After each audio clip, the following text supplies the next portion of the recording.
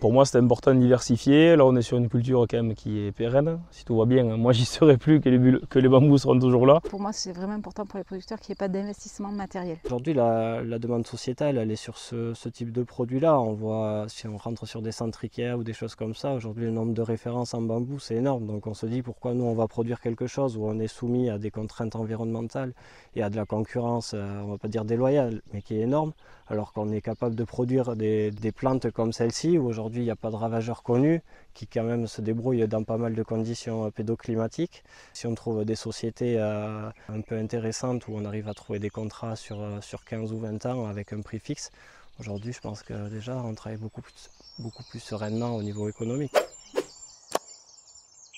Et notre modèle de base, c'est un modèle de diversification agricole pour des agriculteurs qui voudraient planter, alors plutôt à minima 5 à 10 hectares, parce qu'on est quand même sur une culture industrielle où il faut de la biomasse et qui est mécanisée. Donc l'outil de mécanisation, on ne peut pas le faire déplacer pour 1 hectare.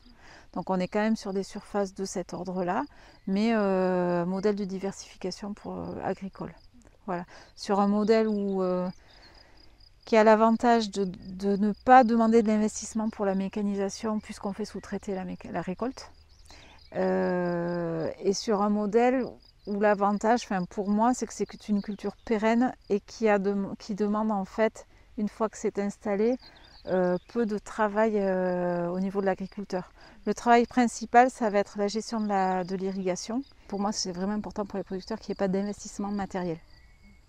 Parce que mine de rien, souvent ils regardent les marges, etc. Mais les charges de structure qui sont inhérentes à la culture, c'est-à-dire tout ce qui est matériel spécifique, les chaînes de lavage, de récolte, etc., ça vient après dans la réflexion. Or là, pour moi, c'est primordial parce qu'il n'y a pas de faux frais. L'investissement, il est limité à la plantation et à l'irrigation. Voilà. Le reste, c'est de la sous-traitance. C'est inclus dans la marge brute quand on a calculé le coût de marge brute, par exemple. Donc c'est important, quoi. Pour un producteur, pour moi, c'est primordial. Ouais. Voilà. Ok, super. Et très bien. Qu'est-ce que j'avais d'autre ? Bonjour, moi donc c'est Hervé, on est sur la commune de Cravansères dans le Gers. Donc j'exploite ici 135 hectares, principalement la viticulture, 35 hectares de vignes, 30 hectares en grande culture. On a 20 hectares de miscanthus et j'ai fait le choix de planter 5 hectares et demi de bambou l'an dernier, en fin 2022, avec Horizon pour diversifier un peu l'exploitation. Donc ce que j'ai toujours fait depuis que je me suis installé en 2019. On a essayé justement de choisir une parcelle qui est un peu isolée. La partie qui n'était pas isolée, on a planté une haie aussi la même année que la plantation des bambous, pour justement à moyen terme avoir un paravent tout le tour de la parcelle, quoi. Alors ici on est sur des terres sur des boulbènes. En pluviométrie, on est plutôt sur du 800 à 1000 mm par an, chose qui a un peu changé depuis 2 ans, puisqu'on arrive à 1200 mm par an. J'ai 2 lacs collinaires, donc j'en ai dédié un pour la culture du bambou. Par contre, en termes généraux, oui, sur l'exploitation, on est un peu plus limité avec la ressource en eau. L'historique ici, on a toujours été sur de la monoculture de maïs, donc depuis 20 ou 30 ans, je ne sais pas exactement.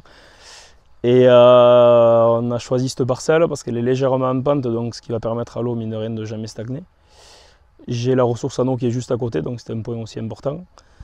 C'est là où aussi on a fait toute la station pour le goutte à goutte. Un point important aussi qui était pour moi de l'avoir à côté de la maison pour faire justement le suivi justement de ces cultures qu'on ne connaît pas trop, donc je préférais les avoir sous les yeux. L'idée quand même principale, comme moi j'ai toujours fait depuis mon installation, c'était vraiment de diversifier les cultures. On se rend compte malheureusement, du moins pour mon cas, dans mon contexte, sur mon exploitation, toujours pareil, c'était compliqué de continuer avec des cultures classiques comme on peut faire maïs, tournesol, quoi que ce soit, avec justement des intrants qui avaient quand même nettement augmenté, des prix de vente très aléatoires et des rendements qui sont assez limités quand même, avec comme je disais, une ressource en eau qui est faible. Donc pour moi c'était important de diversifier. Là on est sur une culture quand même qui est pérenne, si tout va bien, moi j'y serai plus, que les bambous seront toujours là. Et ça permet quand même un revenu confortable, ça permet de viabiliser, on va dire, l'exploitation, quoi. Au travail du sol, donc on est parti sur un travail du sol simplement sur la ligne de plantation, donc avec un décompacteur et enfin, un sous-soulage avant plantation et un coup d'une herse rotative sur la ligne de plantation. Donc on a travaillé à 1,50 m avec des outils de la vigne sur l'endroit où on allait planter. Et après, donc, on a déroulé le goutte à goutte le long des pieds. Donc une partie en enterré, une partie en aérien. Et après, l'interrang n'a pas été travaillé. Par contre, on y a semé un couvert la première année, juste après la plantation des bambous. Donc un couvert de fèves-rolles simplement la première année avec un peu de vesse que l'on a détruit au printemps l'an dernier.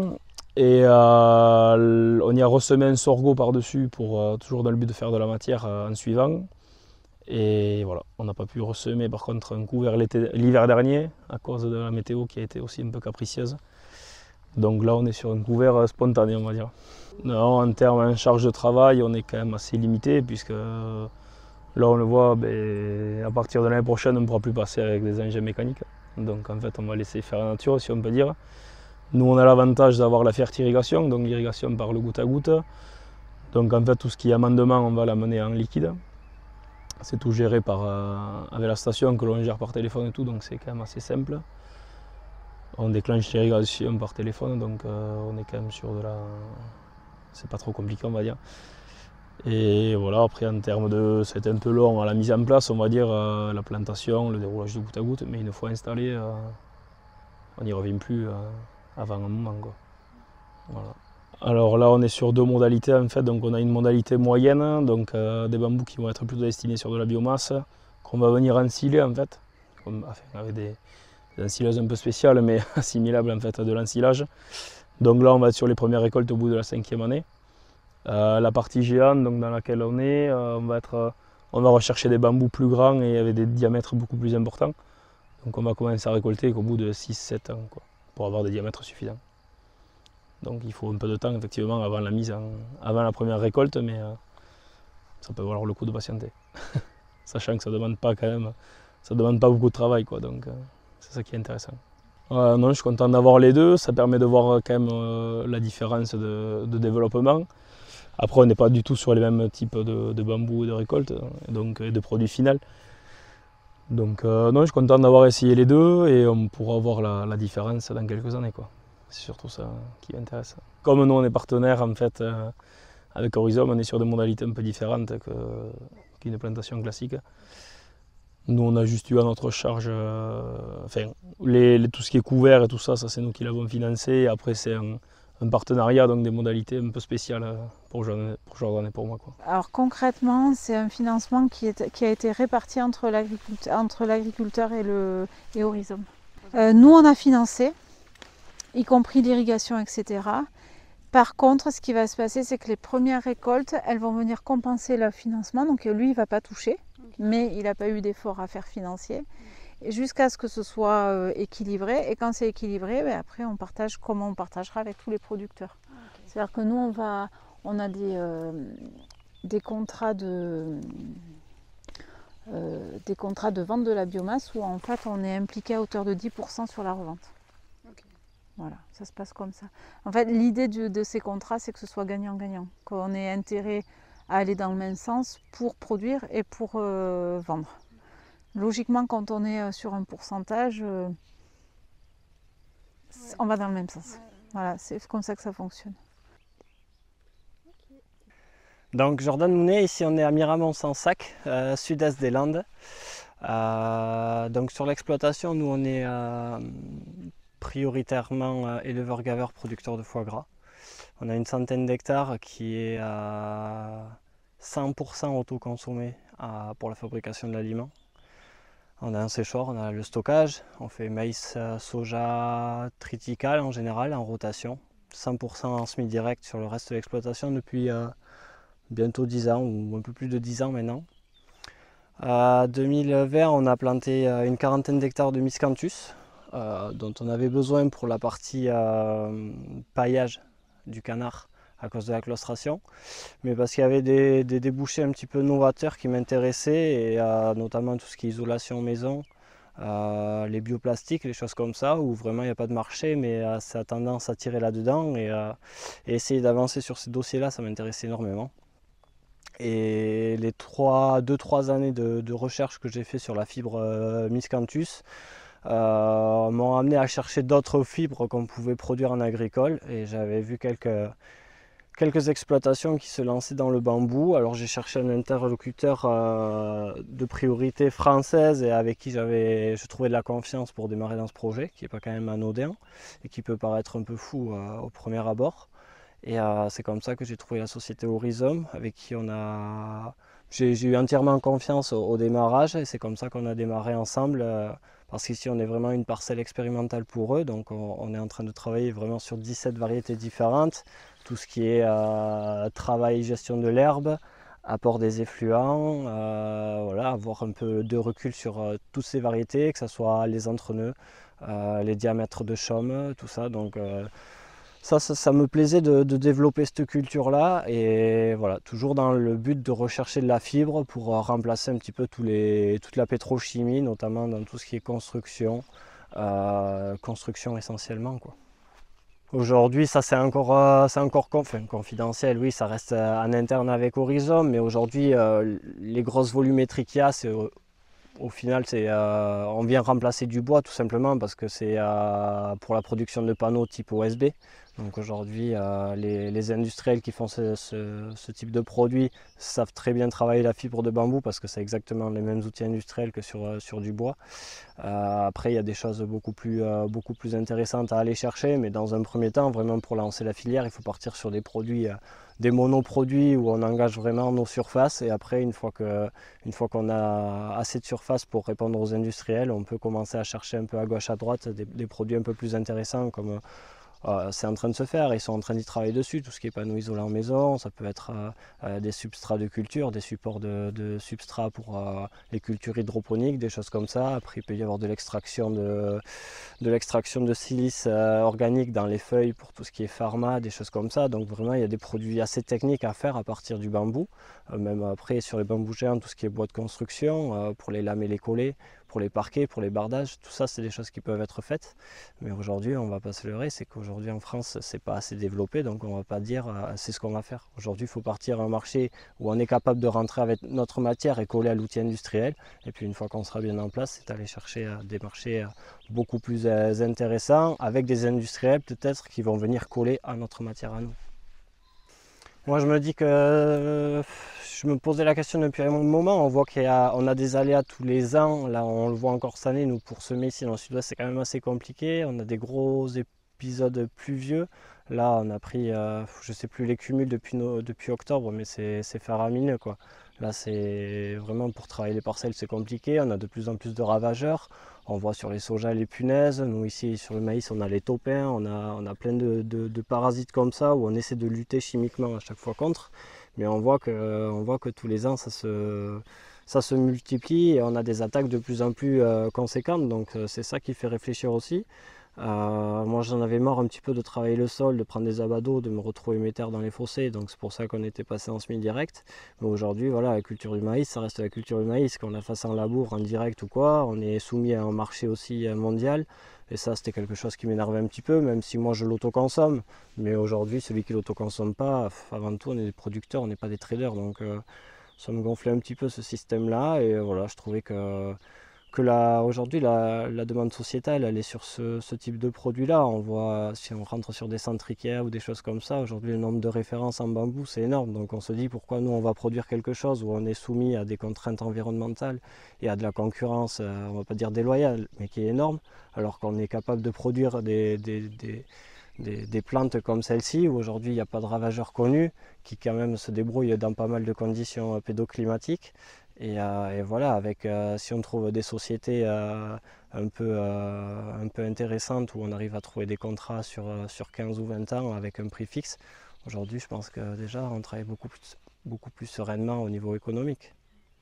L'inconvénient, comme on ne connaît pas, nous, c'est la peur que ça aille chez les voisins, parce que c'est toujours ce qu'on nous dit. Mais aujourd'hui, le pépiniériste avec qui on travaille, il est formel, c'est que lui, aujourd'hui, il sait gérer un bambou, il sait le cantonner, il sait même le détruire, parce que c'était quand même l'une des premières questions qu'on s'est posées avant de commencer, c'est savoir si jamais notre projet n'était pas viable, est-ce qu'on était capable de détruire la plantation pour retrouver notre parcelle à usage agricole.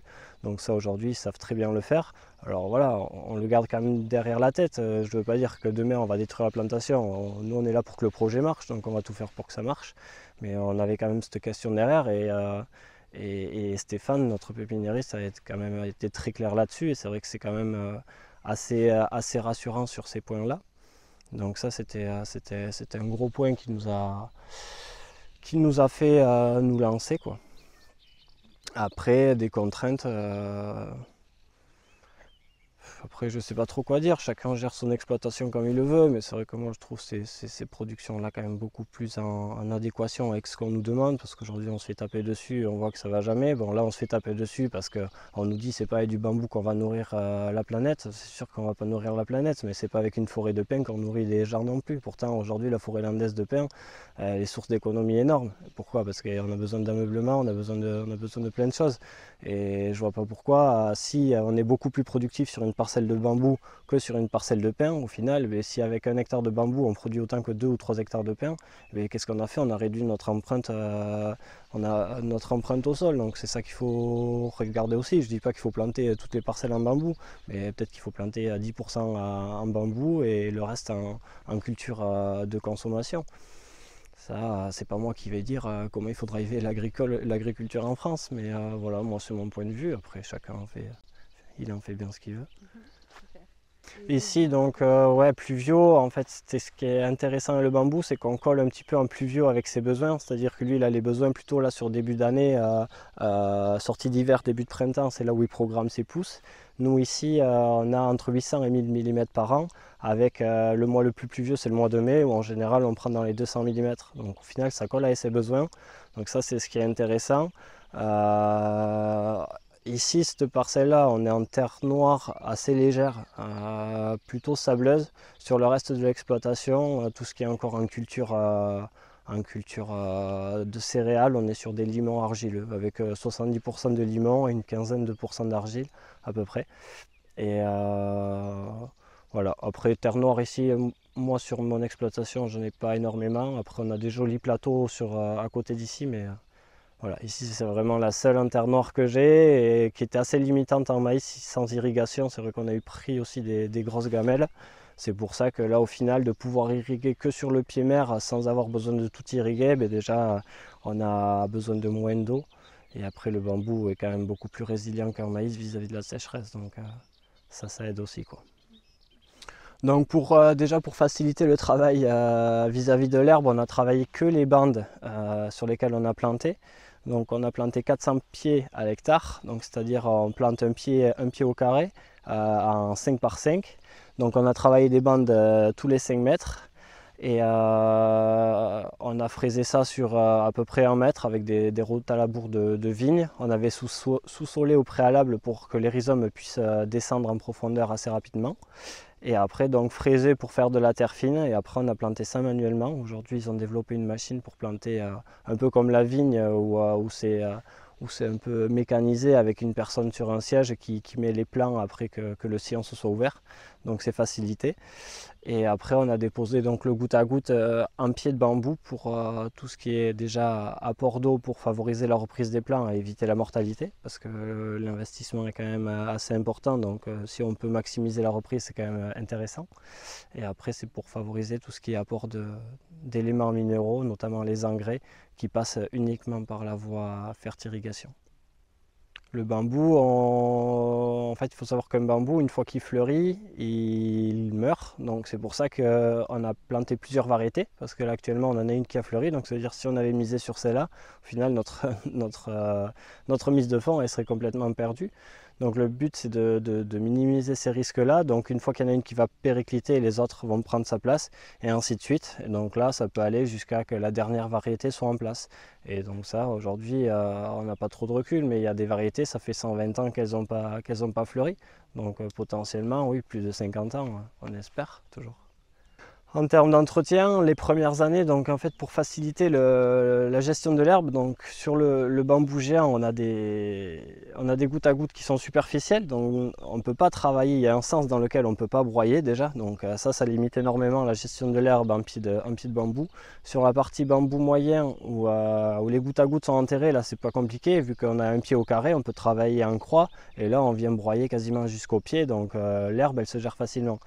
Nous, ce qu'on a fait, c'est que déjà, on était sur un précédent maïs, donc sur toutes les zones où on a planté le bambou, avec un petit endaineur, j'avais sorti toutes les pailles de maïs.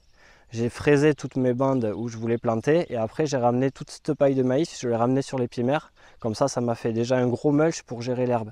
Ça gérer l'herbe, garder l'humidité, et après en interrant, on a planté successivement 2 couverts.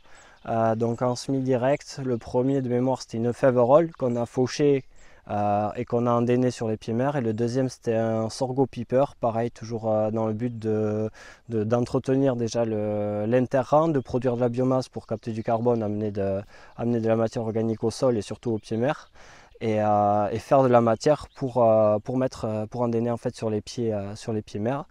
Et donc ça, on a pu le faire que sur la première année, parce que la deuxième année, comme les rhizomes ont commencé à tracer, à ce moment-là, on ne pouvait plus travailler les interrangs parce qu'ils étaient présents, donc ça veut dire qu'on allait les abîmer. Donc aujourd'hui, l'entretien, c'est uniquement du broyage sur la périphérie de la parcelle pour gérer les bambous, vraiment les garder chez nous, quoi, on va dire. Et puis pour garder ça à peu près propre. Et après, par contre, dans les bambous, aujourd'hui, on ne peut quasiment plus passer. Donc c'est que aujourd'hui, nous, on n'a que de l'herbe plutôt annuelle, donc tout ce qui est déjà Panixeter digitaire, et après on a quelques cochonneries au milieu, mais qu'on essaie de gérer plutôt à la main en fauchage ciblé, quoi. Aujourd'hui, c'est que du broyage. On arrive à gérer un bambou juste avec du broyage pour le cantonner à notre parcelle. Si jamais il veut courir un peu plus loin, ça sera un coup de fissurateur pour en fait couper les rhizomes sous terre pour éviter qu'il continue de courir. Et en fait, le rhizome qui aura traversé, vu qu'il n'a pas de photosynthèse, il n'aura pas assez d'énergie pour continuer. Donc en fait, il va crever là. Donc dans un premier temps, c'est du broyage. Si jamais ça veut pousser vraiment trop vite, c'est un coup de fissurateur sur la périphérie. Après, ce qui va venir en plus en investissement, non, ce qui va varier d'un agriculteur à l'autre, ça va être le système d'irrigation, parce que le nombre de pieds, le coût des plants et tout ça, ça va être identique d'un agriculteur à l'autre, si ce n'est que ils font des prélèvements de sol toujours avant les plantations pour voir un peu l'état des sols et savoir surtout faire coller les variétés au type de sol qu'il y a, parce que toutes les variétés ne s'adaptent pas à tous les sols. Donc ils drivent un peu les variétés par des analyses de sol. Après, ce qui va varier, c'est la partie irrigation. S'il y a déjà un réseau en place, s'il faut monter un réseau, je ne sais pas si c'est pris sur une réserve et qu'il y a besoin d'un filtre à sable parce que l'eau est plutôt pleine d'algues, des choses comme ça. Est-ce qu'il faut déminéraliser? Voilà. C'est plutôt le système d'irrigation qui va être la variable d'ajustement sur l'investissement plutôt que la plantation en elle-même. Après, toutes les plantations se ressemblent, voilà, la variable c'est l'irrigation. Après, je vois pas. Ceux qui peuvent être favorisés, c'est plutôt ceux qui sont proches de vignobles ou de culture, d'arboriculture, parce que c'est vrai que d'avoir du petit matériel, ça peut aider sur ce type de chantier à travailler vraiment que des bandes plutôt que des outils de 3 ou 4 mètres ou plus qu'on connaît en grande culture. Donc ça peut être un facteur favorable pour la partie mécanisation. Sinon, je vois pas d'autres variables. Après, sur la partie vent, on a toujours du vent maintenant. On se rend compte qu'avant, on avait le matin, ça démarrait plutôt tard, aux alentours de 10 h. Maintenant, on a du vent quasiment tout le temps, même un peu la nuit. Dominance ouest, toujours, puisqu'on a l'Atlantique qui est pas très loin. Dominante ouest, mais ça tourne quand même assez souvent, donc ça revient souvent de l'est aussi. On n'a pas des grosses rafales, mais on a quand même du vent assez souvent, et ça arrive maintenant qu'on ait des épisodes quand même avec des rafales, et là on voit que même on a un bambou qui a cassé ici, et ça c'est quand même assez rare de le voir. Et à part un phénomène de vent, je n'explique pas pourquoi il aurait cassé. parce qu'on a pris une tempête là, il y a pas longtemps. Mais oui, c'est des cycles météorologiques qui reviennent quand même assez fréquemment maintenant, qu'on connaissait peu et qu'on voit de plus en plus. Ouais. Ok, eh ben, je crois que j'ai fait le tour. Donc là, on est sur des bambous, ce qu'on appelle moyens, donc toute cette parcelle où on teste plusieurs variétés, où on va cultiver ça pour avoir le maximum de tiges d'une hauteur de 6 à 10 mètres. On va venir récolter ou on va dire ensiler ça de façon mécanique, sortir du copeau. Et ce copeau, après, on va l'utiliser dans toute l'industrie du bois, de la plaquette forestière, au même titre que la plaquette forestière pour faire, pour défibrer, faire des fibres, faire des panneaux de fibres, faire du carton, faire des bioplastiques, faire des fibres pour le terreau horticole, etc. Voilà l'objectif. Et nous, sur cette parcelle chez Jordan, en fait, on teste, on a plusieurs modalités où on teste plusieurs types de fertiles et où on teste plusieurs variétés. Voilà l'objectif. Alors nous, notre rôle avec Léandre, là, qui est apprenti chez nous, c'est de mesurer, la croissance, l'expansion, le rendement de la biomasse et puis les différences entre les variétés et entre les méthodes de culture. Alors là, juste pour la petite explication, en fait, un bourgeon de bambou, donc sur le rhizome souterrain, la taille et le diamètre définitif est déjà dans le bourgeon. Une fois que ça sort, là il a sa taille quasiment adulte là. Il ne va plus bouger. Voilà. Là maintenant il va déployer ses feuilles, etc.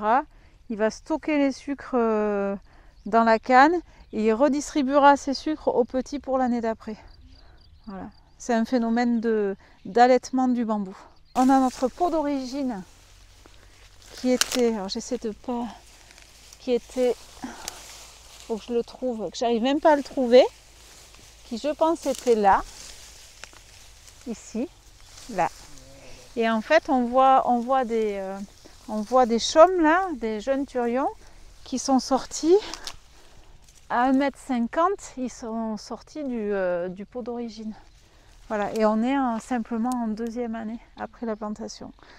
Ce qui veut dire aussi qu'au-delà de tous ces turions qui sont sortis et qui ont vraiment bien tracé sur le rang parce qu'on avait endainé beaucoup de matière, on sait que le rhizome, il va déjà plus loin et que potentiellement l'année prochaine, il va aller encore plus loin. Voilà. Donc voilà, quand moi je vois ça, franchement, je suis super contente. Parce que là, au bout de 1 an et quelques mois, enfin, c'est super. Ça, c'est un super résultat. Ouais. Super résultat. Là, on est sur là, on est vraiment sur le Bicetii. C'est une de nos espèces qui, on va dire, qui peut passer à peu près partout, dans tous les types de sols et toutes les conditions. Parce qu'en fait, le bambou, il est quand même assez malléable. En tout cas, les espèces de Philostachys moyens sont assez adaptables. Il y en a certaines où on va pouvoir aller sur des sols un petit peu plus hydromorphes et d'autres où on va aller plutôt sur on va pouvoir aller sur des terres à tendance calcaire ou voilà, avec certaines caractéristiques. Mais en règle générale, j'ai quelques espèces de Philostachys qui peuvent passer dans beaucoup de conditions.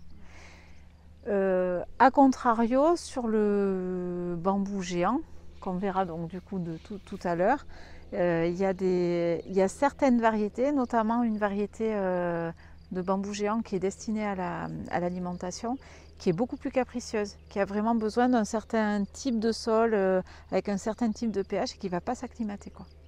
Donc, mais là, moi, je suis super contente de voir ça. Ah ouais. On est vraiment dans l'objectif. Les variétés qu'on appelle géants, ils sont un petit peu plus hauts. Alors nous, les moyens, on est à 6-10 mètres. Là, ça peut monter jusqu'à 15. Et c'est des calibres un peu plus importants. Okay. Ce qui se passe, c'est que le géant, on le cultive plus à destination de la culture en chaume entier ou des pousses de bambou. On n'est pas vraiment, nous, sur ce modèle-là, c'est pas notre fer de lance, on va dire, on est vraiment plus sur le modèle biomasse. Ceci dit, on ne s'interdit pas de regarder ce que ça donne. C'est pour ça qu'on a fait des modèles géants. Pour tester les variétés, pour voir justement au niveau biomasse et puis au niveau pousse, et puis pour anticiper certains marchés pour plus tard. Alors là par contre, voilà, on est sur des géants, mais qui pour l'instant, ceux-là sont très très tardifs. On est juste au début du débourrement, on a juste un petit turion qui sort là. On voit des deux côtés du plan, on voit les deux tuyaux de goutte à goutte. Le goutte à goutte, il nous sert à arroser, ce qui est évident, mais aussi à passer la fertilisation. On fait du 2 en 1 et c'est vrai que le travail du producteur, du coup, il est quand même beaucoup plus simple. Dans la parcelle, en fait, une fois que la première année est passée et qu'on a commencé à tracer, on ne peut plus y passer. Voilà, il va falloir... le boulot du producteur, ça va être gérer l'irrigation, la fertirrigation et le tour de parcelle. C'est-à-dire, en fait, on va lui dire de broyer assez régulièrement pour éviter que ça se disperse et éventuellement passer un coup de sous-soleuse pour casser les rhizomes pour pas que ça s'étende chez le voisin. En fonction des variétés, mais là si je prends celui-là là, qui est vraiment beau, même celui-là, enfin, là c'est juste hallucinant.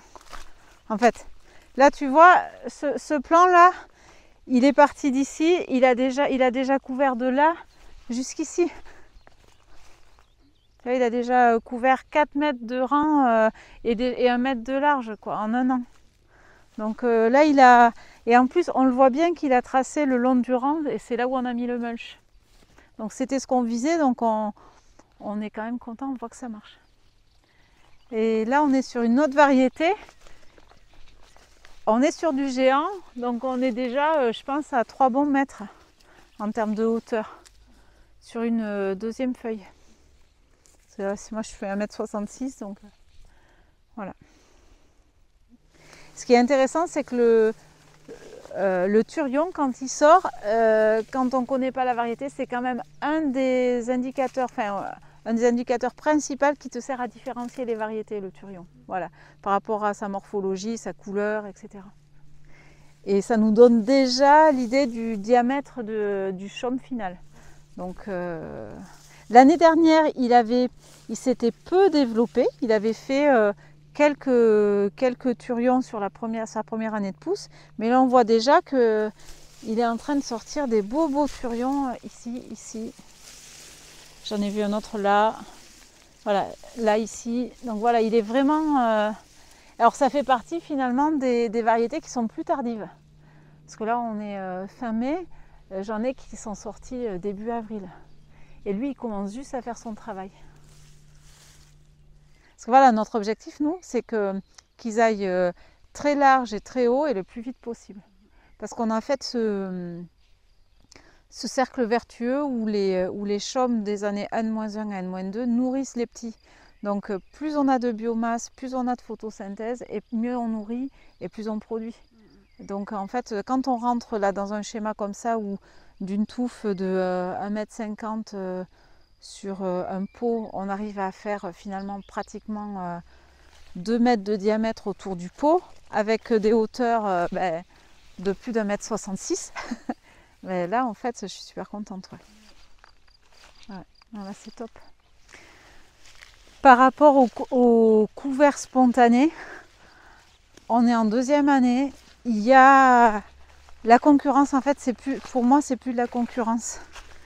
Parce que le bambou, la première année, on lui a permis de tracer en faisant du mulch, en broyant, en endénant, vraiment en faisant de la biomasse en couvert sur le rang. Et du coup, une fois que la machine est lancée, on peut faire ce qu'on veut. Lui, il a toujours un an d'avance et au contraire, on va bénéficier du rendu de la biomasse là, sur le sol. Mais lui, de toute façon, personne ne va l'arrêter maintenant. Je veux dire, il est lancé. Quand on voit ça là, voilà, là tu as le bambou d'origine, ici, de l'année dernière. Voilà. Et en fait, tout ça là, tout ce qui est un petit peu plus foncé et qui est en train de. C'est des turions de l'année. Tu vois, là on est à plus d'1 mètre du pied d'origine et je sais très bien que ça a tracé bien plus loin. Alors il y en a un peu moins que sur la variété du départ, mais ils y sont déjà beaucoup plus gros. Donc c'est un arbitrage entre le nombre et le diamètre. Mais on est encore sur du moyen là. Voilà. Vous avez quand même des résultats en non irrigué, enfin, ça donne un peu quelque chose? Alors en fait, on le teste, c'est-à-dire qu'on a vraiment toute une partie de la surface qui est non irriguée. Je dirais heureusement ou malheureusement, je ne sais pas comment on peut dire, l'année dernière on a quand même eu pas mal de pluviaux, ce qui fait que ça fausse un peu la donne. Ouais, d'accord. Voilà. Et du coup cette année, en fait sur une année de plantation, ils s'en sont relativement bien sortis. On va voir à l'usage et on verra vraiment, là je dirais il faut le voir sur plusieurs années. Mais en fait l'irrigation, c'est notre outil de lissage de la production. Parce que ça permet en fait d'apporter de l'eau en période estivale s'il y a un déficit hydrique. Et ça permet la mise en réserve de la plante.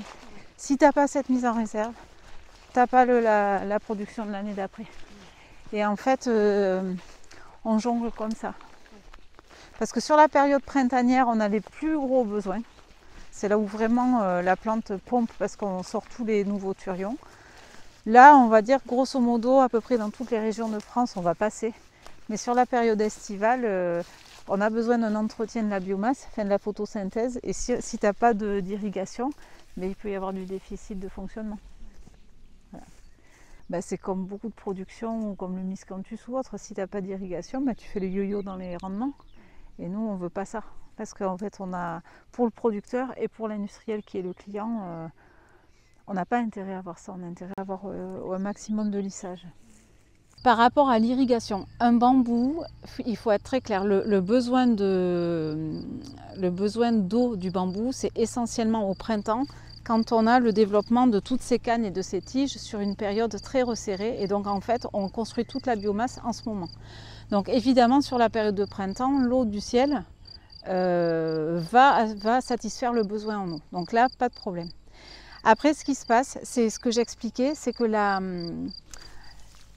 les chaumes qui sortent cette année et ceux de l'année dernière, ceux-là, là, cet été, en fait, ils vont stocker des sucres, faire de la photosynthèse, stocker des sucres, pour venir l'année prochaine, par le biais des rhizomes, nourrir les futurs turions. C'est-à-dire, on a ce phénomène, ce que je disais, parce que j'aime bien ce terme, on a ce phénomène d'allaitement. Du coup, j'ai un gros intérêt à ce que ma biomasse aérienne photosynthétise correctement l'été d'avant. Voilà. Si je n'ai pas d'eau, si j'ai des stress hydriques, il est évident que la photosynthèse sera moins efficace et du coup que je stockerai moins de sucre et que donc mon rendement des années futures sera diminué. Et donc je vais faire le yo-yo dans mes rendements. Donc nous, ce qu'on demande aux producteurs, c'est que déjà on soit dans des sols qui aient une RFU satisfaisante. C'est pour ça qu'on demande de la profondeur de sol.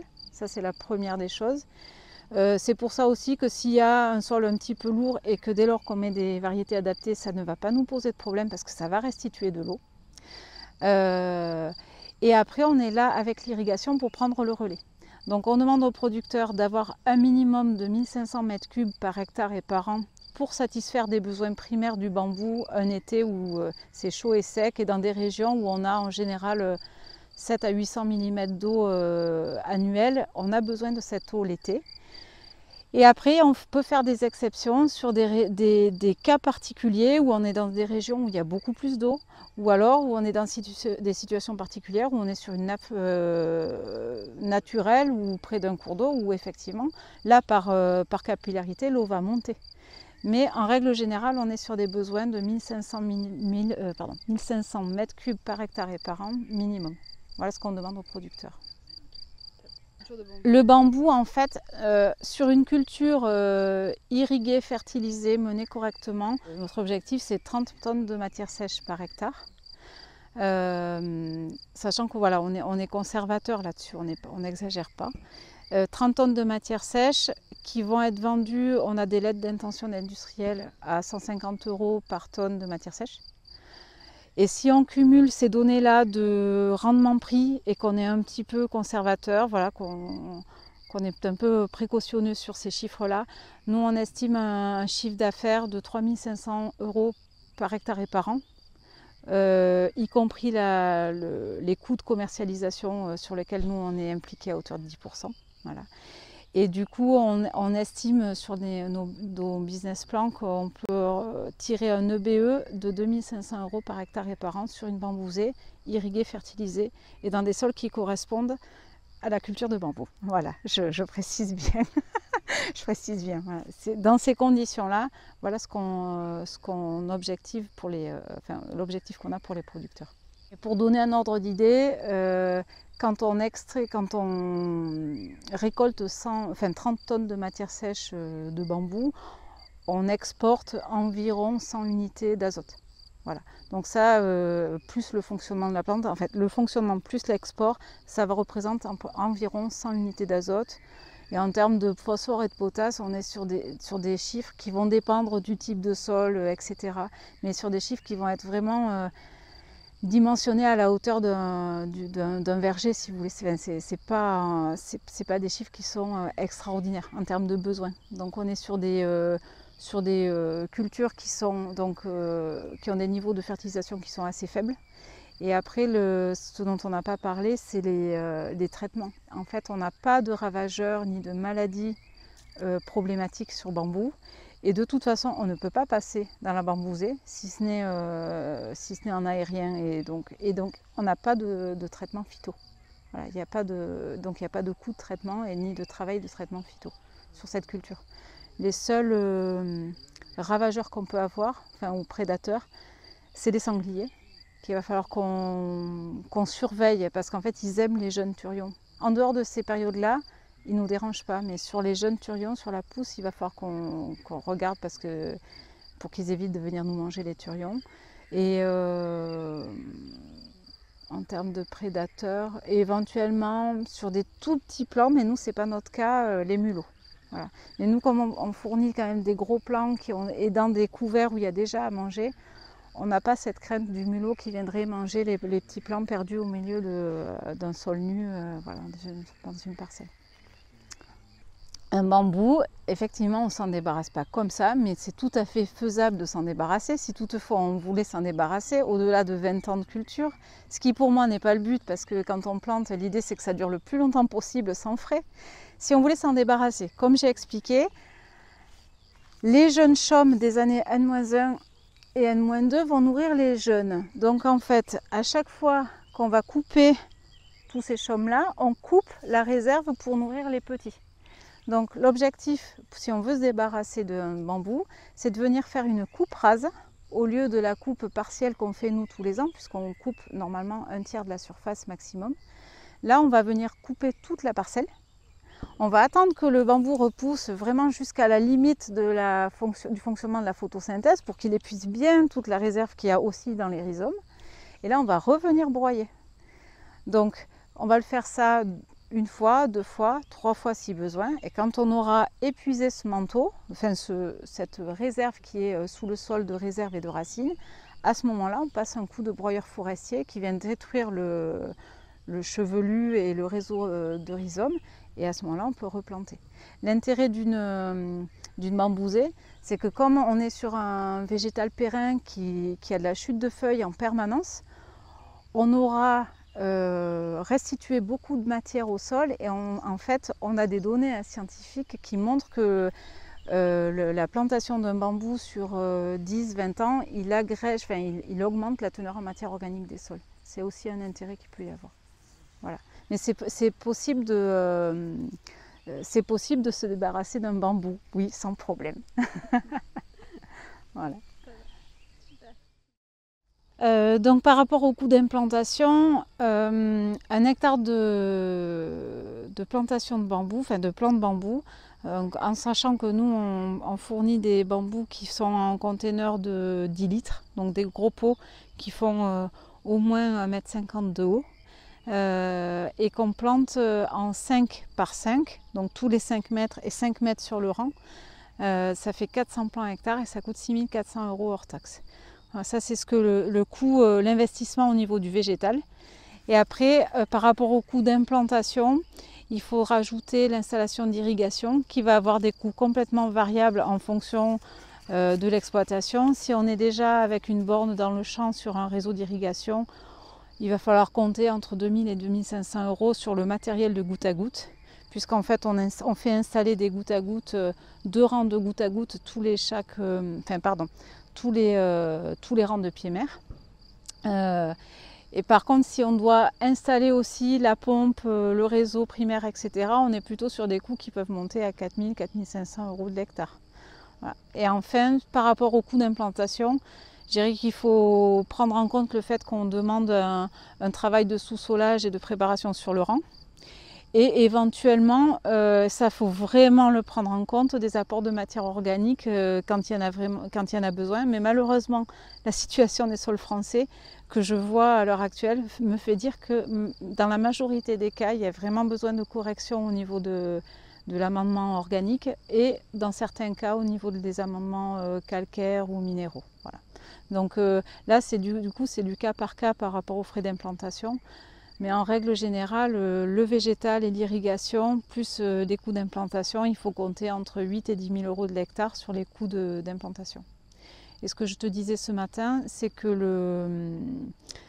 les crédits carbone qu'on va aller chercher pour l'agriculteur, en gros, ils compensent environ 7 000 € de l'hectare pour le producteur. Mais ils ne vont pas tomber de suite, c'est-à-dire que c'est des crédits qu'on va aller chercher dès la plantation, mais qui vont être versés dans les premières années post-plantation.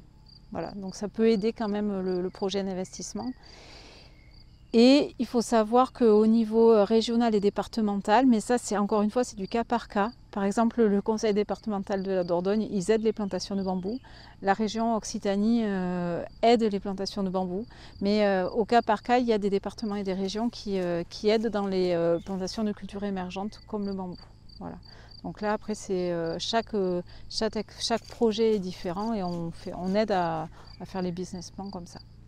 Donc Horizon, nous, on est une entreprise qui a été créée il y a 2 ans avec une vocation sur l'impact au niveau climat, changement climatique. Et on a finalement, notre modèle, il est basé sur une diversification agricole. On cherche des agriculteurs pour planter une nouvelle culture qui est le bambou. Nous, en fait, on a un atelier de production, on a une pépinière qui est située à Magescq dans les Landes, où on produit tous nos plants à destination des plantations chez les agriculteurs. Après, on aide les producteurs. Déjà, on les aide à sélectionner les parcelles d'un point de vue agronomique. On ne les fait pas planter n'importe où. Enfin, si le sol ne s'y prête pas, par exemple, si on a des sols trop superficiels ou vraiment des sols trop hydromorphes, on va leur dire que non, il ne faut pas planter à cet endroit-là. Donc, on les aide là-dessus.